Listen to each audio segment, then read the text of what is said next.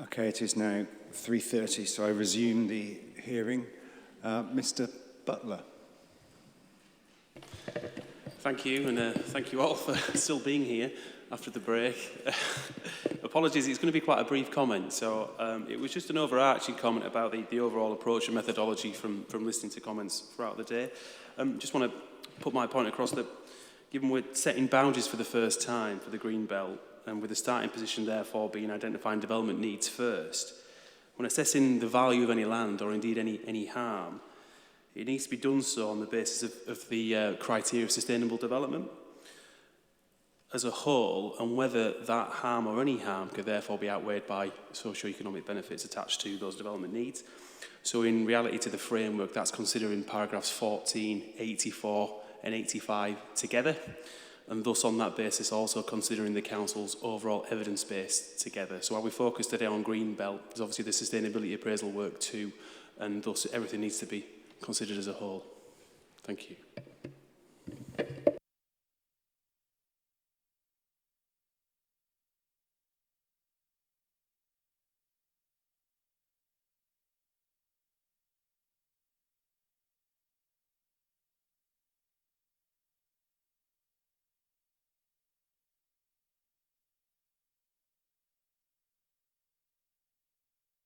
Mr. Caithness. Thank you, sir. Just a small observation from this morning. I noted the Council made reference to, in terms of explaining its methodology, that it looked at evidence, interrogated that evidence, it undertook desktops analysis, but that it didn't go to every single site.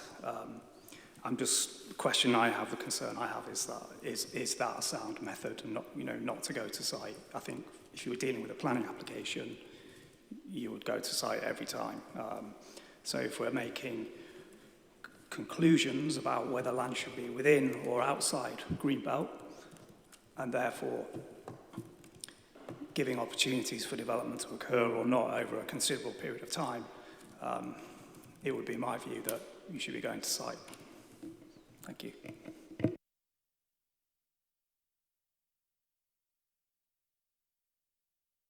I'll ask Mr. Wood to pick up any of those final comments. I think, though, in terms of the reference to sites, what Mr. Wood was saying, he could correct me if I'm wrong, is that not every single sort of metre of the boundary had been visited.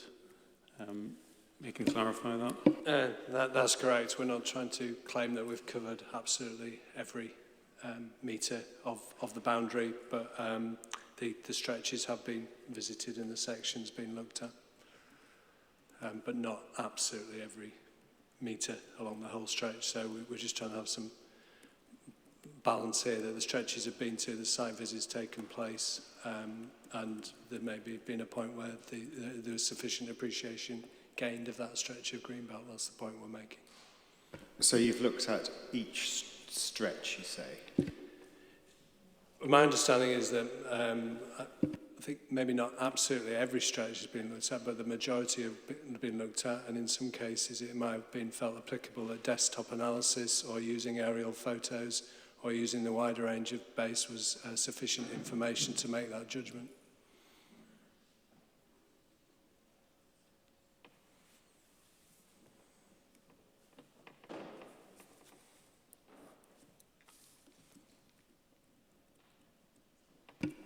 Yes, sir, as I understand it, I think as I said earlier, there was desktop evidence which identified the broad scope of the boundary. Then site visits were carried out where there's a planning application or other development proposed on the boundary, where the urban edge was unclear from the desktop study, or where representations had been made relating to the boundary. And then there have been further site visits after that to review specific contentious sections on the boundary, in response to submitted representations. Again, I suspect this is, again, is a matter which may come out at the later stages when the individual boundaries are being assessed. I'm sure we'll be able to explain by reference to those individual stretches the work that was done in terms of site visits and so on.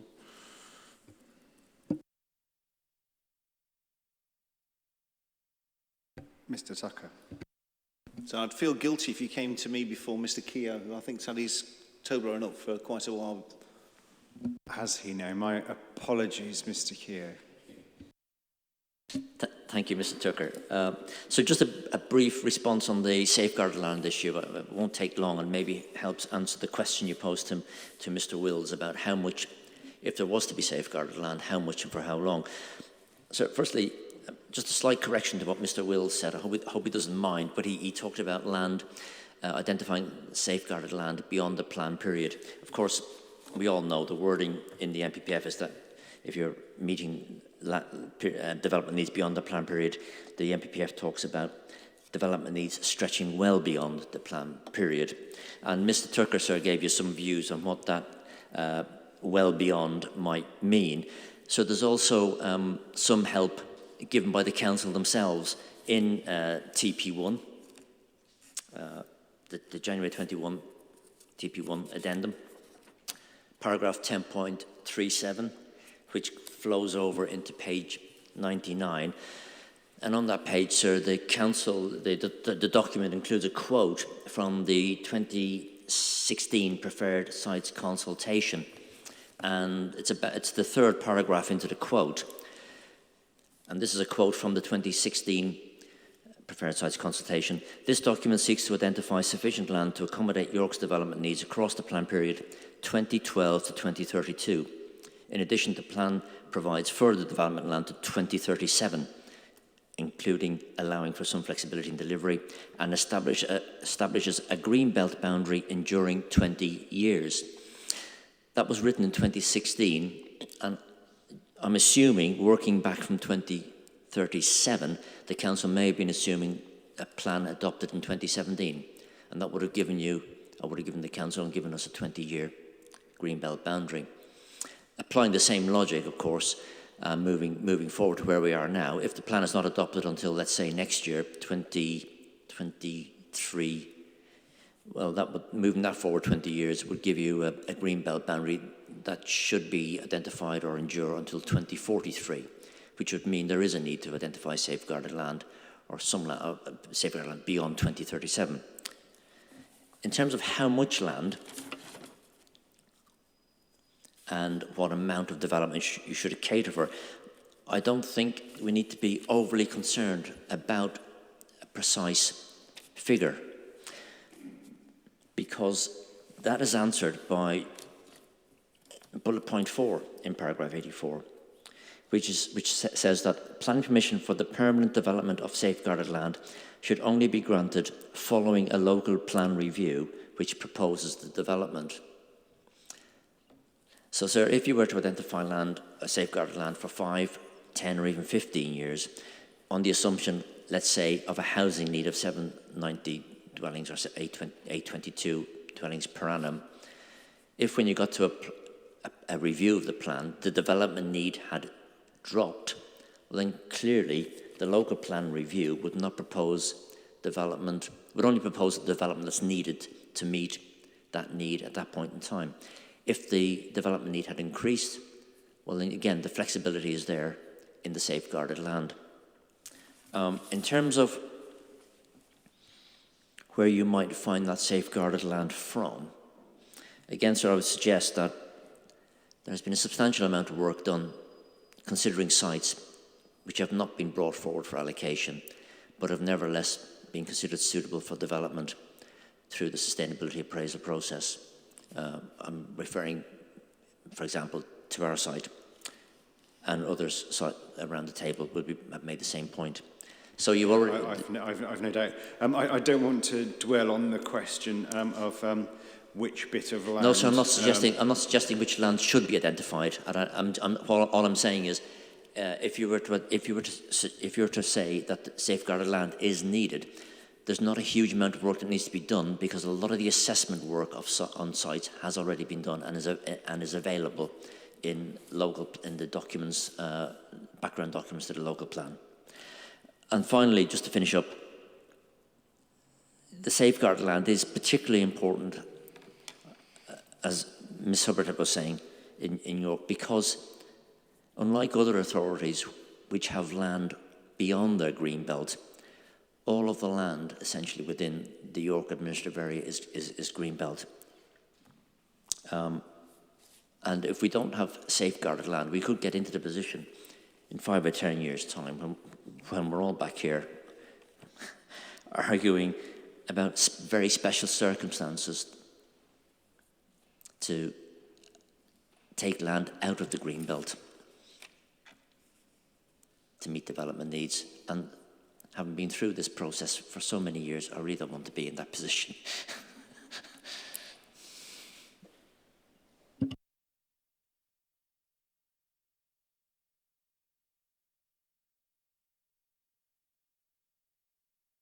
Mr. Tucker.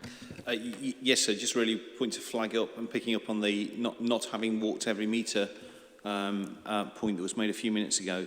When it comes to the individual sites sessions and the individual boundary session, I would just like to flag up that we will be asking the question through you, sirs, as to whether or not the sites that I'm concerned with, the 4 education sites, have been considered, given the nature of some of the boundaries which you're proposing. So I'm just not asking for an answer now, just really flagging up to make sure that there has been that on-site appraisal, and if there hasn't, that might be something to have a conversation about behind the scenes as well.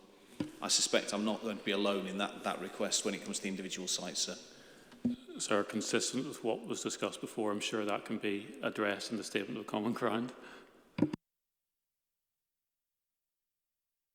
Definitely a new beginning.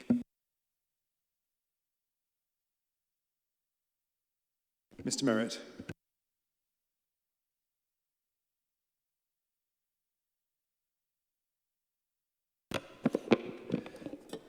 Thank you. I wanted to just echo a number of the concerns that have been made around the table about the lack of safeguarded sites, and that refers, we picked that issue up in our original submission, section 9, which I draw your attention to. But we are also obviously concerned about drawing greenbelt boundaries when we consider that the plan has insufficient housing provision and employment provision. We talked about the housing in matters 2 and 5, my colleague Michael Pavlovich, and we'll be picking up the economy later on. But we feel it's absolutely crucial we get those allocations right for the city. And I think I'd just add to Mr. Hargreaves' comments earlier about the difficulties places that have incredibly tight greenbelt boundaries get themselves into. I spent some time reading the Oxford local plan and some of the background to that. And I draw your attention to what we've said in our submission on that, because I think it is very illustrative. You know, they've, in the last iteration, had quite a substantial housing commitment to find. They could find less than half of it in the remaining parts of Oxford that weren't green belt. And they obviously negotiated extremely hard with surrounding district councils to address the shortfall on housing, and at the end of the day they fell, whilst they did obtain some housing allocations in those surrounding districts, they failed by quite a margin to address the housing needs as a whole that Oxford generated, and that would be a disaster if York gets into a similar position. So having an adequate safeguarded sites, even if you don't accept our arguments on the actual overall allocation numbers, I think is extremely important in terms of flexibility, particularly when other forms of flexibility like the windfall allowance have already been maxed out. So I'd just like to say that. Coming back to the some of the other comments that were made, Mr. Wright talked about the 1998 Greenbelt inquiry and the subsequent work that was done leading up to that 2003 Greenbelt review. For my sins, I was the lead member at the time, and you know, I think, and it also picks up something Mr. Lane said, some of the boundary decisions are extremely difficult. You know, a lot of the land outside York is predominantly agricultural. It's field after field. There aren't major physical features. Yes, you can use a field boundary, particularly if it's got a nice lot of woodland along it, as something a bit more substantial. But if Farmer X decides to chop all the trees down tomorrow, suddenly it doesn't actually look that distinctive a boundary. So I think any council in the circumstances here would have difficulties in defining some of those boundaries, and the argument over how much is necessary for openness, I think, are equally open to challenge. But the final point I wanted to make picks up something Eamon said this morning. There has been a very clear context, political context and public context in this city, that even though it has only been a draft greenbelt for decades after decade, it is in common understanding been a greenbelt. And that has coloured the picture and the frame that all councillors have to work in. You know, it's an issue that's very politically sensitive. If you actually look at all the leaflets the different political parties have put out over the years, you will understand why there is so much pressure on the council to defend the last square inch of it. So I think Eamon's point about those 16 local plan decisions were well made. You know, the Greenbelt is important to York residents, and they obviously want to see the maximum protection for the city, but it is equally important that you as inspectors recognise the need for development of this city, catering for its future needs, and ensure that we have the allocations that are necessary and the protected sites, so that we do have a long-term plan and a long-term guarantee for York residents in terms of the durability of the green belt that results from this exercise. Thank you.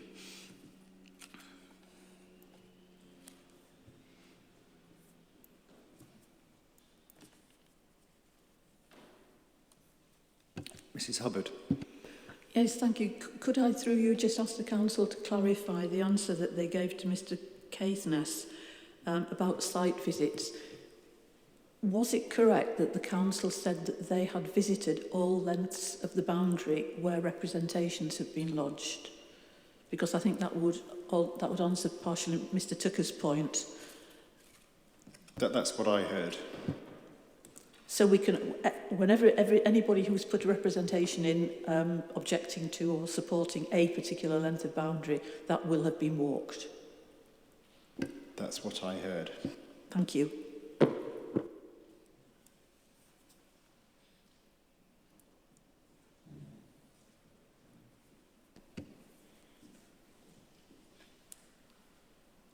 I'm asked to clarify if I'm getting down to this level of detail in terms of actually walking the boundary. It may not be entirely accurate because you may be able to see a boundary after walking down a road with a dead end. So in case this comes back later and people are asked who actually walked along a boundary, it may not be necessary to do that, to actually see the boundary if you're accessing another way up a road with a dead end, for example. But again, we can clarify this should it be necessary at a later stage.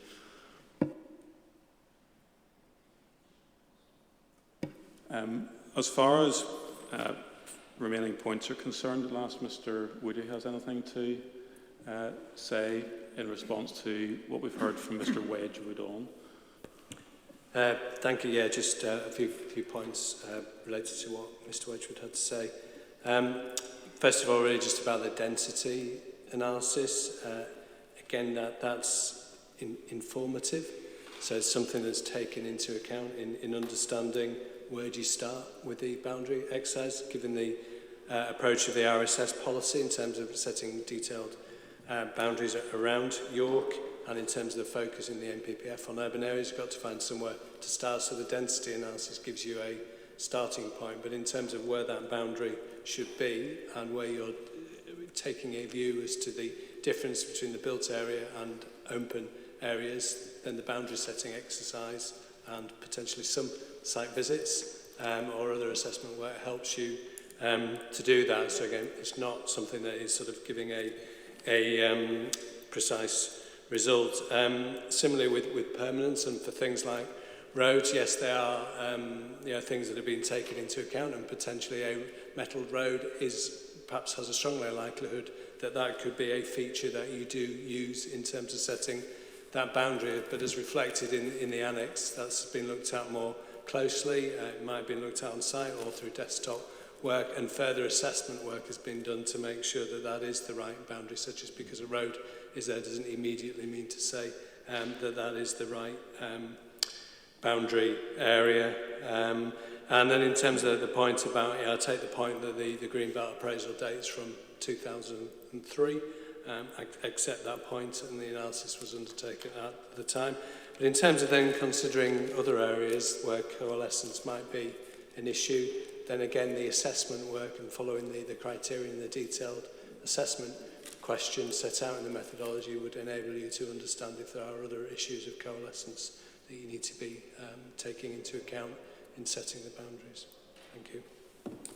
And just finally, in terms of Mr. Keown's points on safeguarding, we've explained why we don't think it is needed in terms of the MPPF because of the use of allocations. As for the time period, Mr. Keown fairly identified that the reference to 20 years is in the context of a report that was written in 2016. And as I said, we'll update the figures that have been referred to in section 10, but as paragraph 10.39 had said in the addendum, that the oversupply or the headroom, as it's been referred to elsewhere in the document, said that it ensured that development can continue within York without the need to alter greenbelt boundaries at the end of the plan period, and it can endure for at least 5 years in accordance with the Spatial Principle 12. As I say, we will update the figures and relate it back to that proposition outside the examination today. Okay, thank you for that. Are there any other points around the room?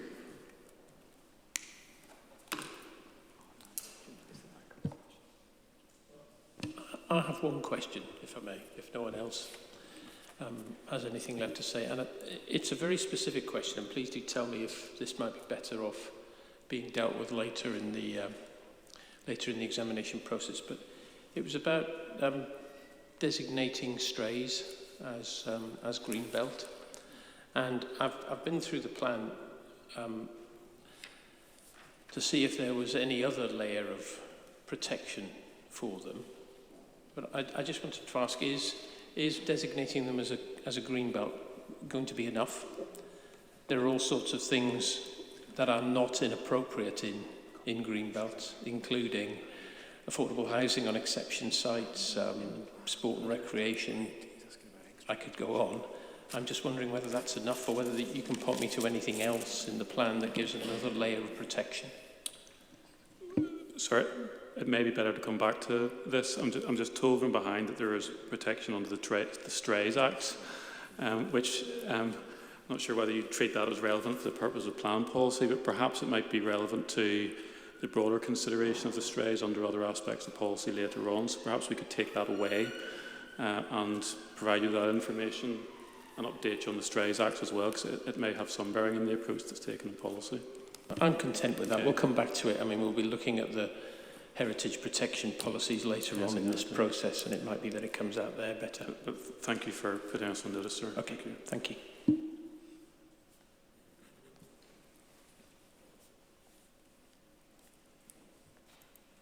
Is there anyone else that I'm not seeing? Okay, very good, thank you. Right, just before I do close then for the day, Mr. Griffiths and I have had a very limited amount of time to consider the question put to us by Mr. Elvin this morning about whether or not we would be in a position to issue some views.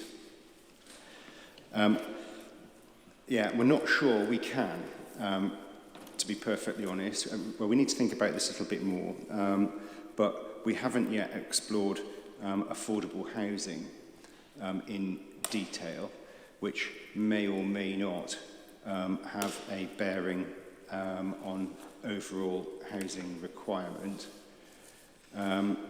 We're conscious too that in relation to employment, that there is still the matter of the council and university talking, which again may or may not have a bearing.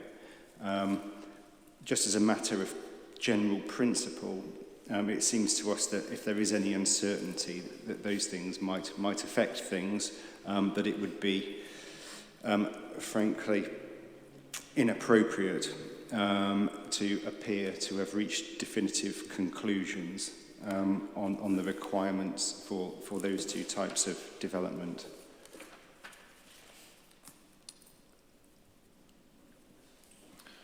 Thank you, sir. That's understood. Unless there's anything else on that, Mr. Keogh. So just a short question, a quick question. On what basis will you be inviting people back, for example, to discuss issues relating to affordable housing, student housing, and those type of matters? Have you decided yet?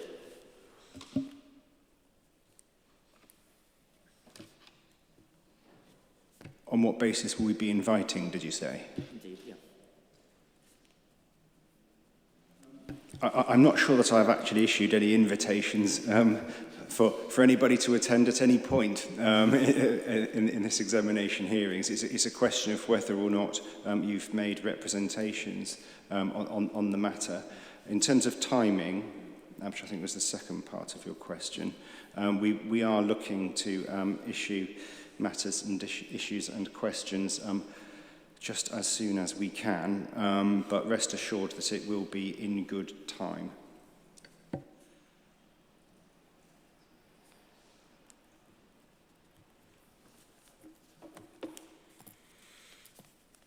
Anything else from anyone else? Very good. In which case then I make it 15:57. I adjourn the hearing to resume on Tuesday morning at 9:30. Thank you. Thank you, sirs.